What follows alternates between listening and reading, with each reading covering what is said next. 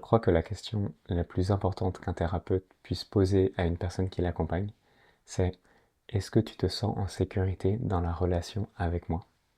Et la raison pour laquelle je pense que cette question c'est une des plus importantes, c'est que quand je la pose, quasiment tout le monde me répond oui, mais en réalité, quand on regarde, peut-être la moitié du temps, en réalité, on se rend compte, moi et la personne, qu'elle n'était pas en parfaite sécurité. Et en fait, ce que j'appelle la sécurité, c'est pas est-ce que je vais me faire attaquer, est-ce qu'il va m'insulter, est-ce que je peux lui faire confiance, c'est pas ça. Ce que j'appelle la vraie sécurité, c'est tout mon corps est détendu. Je peux être pleinement moi-même, pleinement authentique. C'est facile de parler, c'est facile de me montrer tel que je suis. Et, et c'est quand même assez rare, surtout pendant les premières séances, que ça se soit complètement là. Très souvent, en fait, je vais faire un reflet à la personne pour lui faire prendre conscience de ce que moi je perçois quand je perçois qu'il n'y a pas une totale sécurité. En fait, ce que je perçois souvent, c'est des micro-insécurités, c'est-à-dire des petites tensions subtiles intérieures qui sont présentes, mais dont la personne ne se rend pas forcément compte qu'elles sont là. Donc, un exemple très concret, ça peut être de faire le reflet de bah tu vois, je vois quand tu m'as souri, tout à l'heure, tu vois, tu me répondais en souriant, et j'ai eu comme l'impression que derrière ce sourire, il y avait une partie de toi qui voulait se montrer à moi sous un jour gentil, sous un jour inoffensif, innocent. Euh, et peut-être quelque chose qui était pas complètement authentique, pas complètement spontané, avec un tout petit peu de gêne, en fait, dans ce sourire ou dans ce rire. Quelque chose d'un tout petit peu forcé. Et je demande à la personne, quand je lui fais ce reflet, est-ce que ça résonne pour toi? Est-ce que quand je te le dis, toi, tu as l'impression que c'est ça qui s'est passé à l'intérieur de toi? Donc je prends l'exemple du sourire, mais ça pourrait être beaucoup d'autres choses. Ça peut être une tension que je sens, ça peut être une difficulté de la personne à exprimer de façon claire et simple son besoin, ce qu'elle veut. Elle arrive à le dire, mais pas depuis un espace où c'est totalement fluide, totalement facile. Bref, je fais ce reflet-là. Et très souvent, les personnes disent, mais ah oui, effectivement, c'est ça qui se passe à l'intérieur de moi. Et on voit qu'il y a cette micro-insécurité. Et euh, en fait, ce processus, il permet de construire une vraie sécurité parce que on parle et on rend explicite des choses qui sont implicites, qui sont inconscientes, qui sont latentes, qui sont là dans la relation, dans le moment présent, et sur lesquelles personne ne s'est jamais arrêté.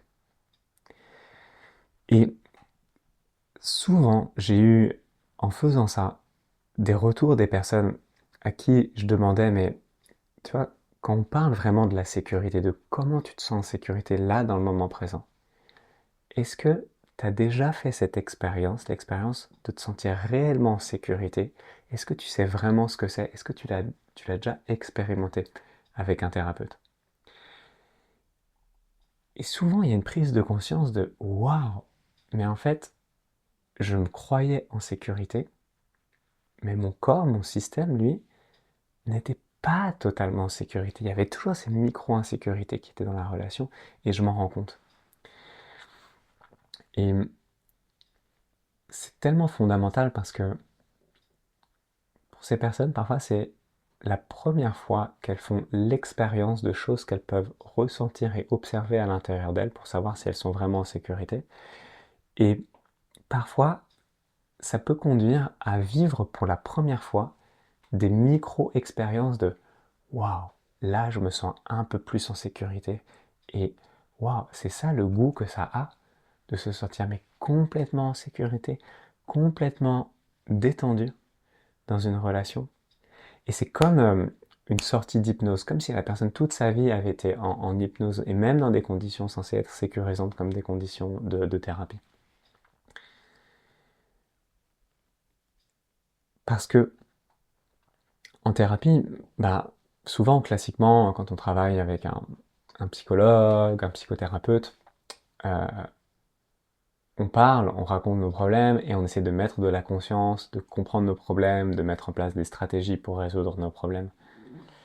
Et souvent, en fait, on ne vient pas regarder qu'est-ce qui est en train de se passer là, maintenant, de façon expérientielle dans la relation. Et cet exemple que je vous donne de est-ce que tu te sens en sécurité, ça montre que quand on fait pas ça, quand on vient pas zoomer sur là, maintenant, qu'est-ce qui est en train de se passer, qu'est-ce que tu es en train de ressentir, qu'est-ce que ça te fait quand je te pose cette question, bah si on fait pas ça, en fait, euh, jamais on ne prendra conscience de certaines choses qui sont en train de se passer. Si je n'avais pas posé cette question, jamais les personnes se seraient rendues compte des micro-insécurités qui les traversaient au moment où elles le traversent. Ça, il y a besoin de le voir en live, parce que imaginons que la personne aille faire une séance avec quelqu'un d'autre, où elle raconte qu'est-ce qui s'est passé dans la séance avec moi. Comme elle n'avait pas conscience de ces micro-insécurités avant que je les reflète, et de réaliser, ah ouais, maintenant que tu me les reflètes, je vois qu'en fait c'est ça qui se passe, bah en fait, la personne, elle va raconter quoi? Elle va raconter, bah, je me, je me sens en sécurité dans les séances, il n'y a pas de souci. Et donc, elle va jamais le voir. Et c'est ça le problème quand on fait de la thérapie, uniquement à raconter les choses qui nous arrivent, même s'il y a aussi une utilité de ça, c'est que on ne va jamais prendre conscience de certains mécanismes, parce que par définition, on ne les voit pas, et donc on ne les raconte pas, on ne les amène pas dans la séance. Alors que quand on est avec un thérapeute qui nous fait le reflet de qu'est-ce qu'il perçoit qu'il est en train de se passer, et que bien sûr évidemment ce thérapeute est centré, conscient de ce qui se passe à l'intérieur de lui, etc. Et que du coup ses écoutilles sont ouvertes, là on va le voir. Et, et ça, mais en fait ça change tout. Ça change tout. Et,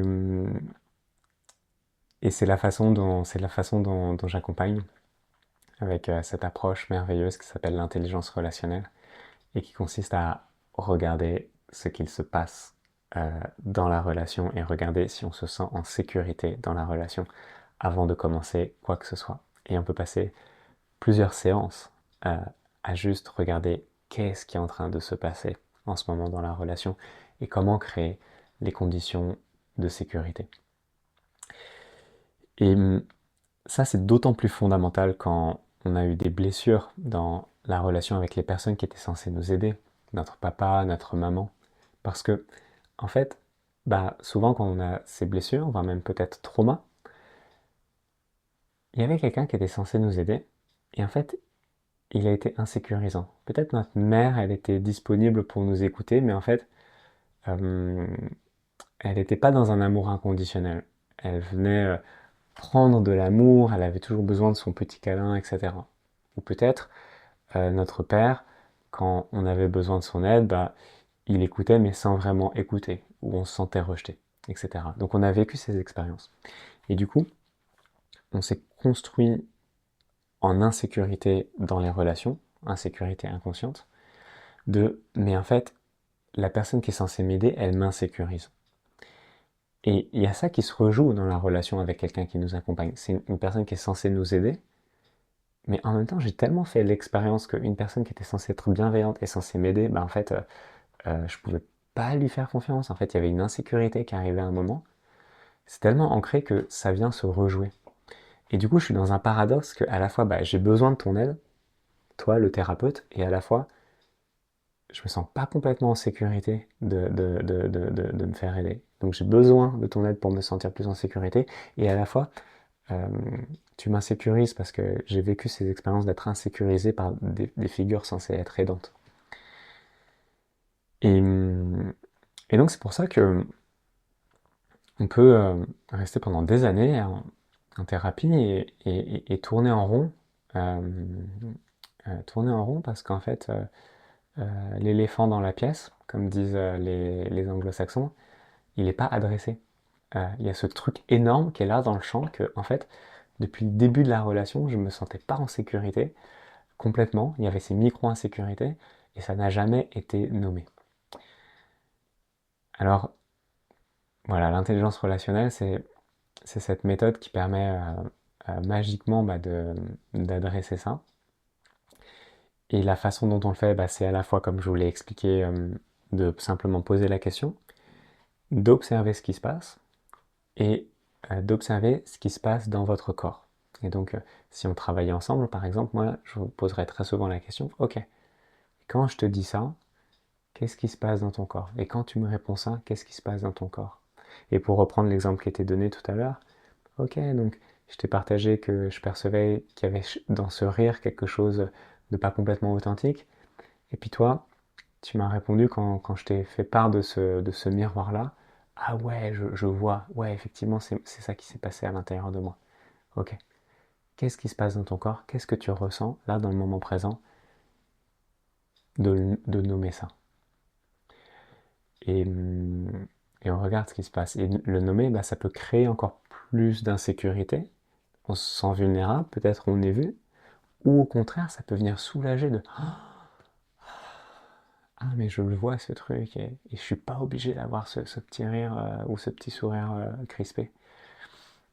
Et donc à partir de là, on regarde qu'est-ce qui crée de la sécurité, qu'est-ce qui crée de l'insécurité, jusqu'à créer des conditions de sécurité. Voilà, par un processus de tâtonnement et d'ajustement, comme ça. Donc, le petit conseil que je peux vous laisser, c'est regarder dans vos relations avec n'importe qui, même avec des personnes avec qui vous vous sentez en sécurité. Est-ce qu'il y a des choses, quand je parle à cette personne, qui sont un peu moins authentiques, un peu plus crispées que quand je suis tout seul, quand je sais pas, quand je me parle tout seul. Voilà, je vous laisse avec ça.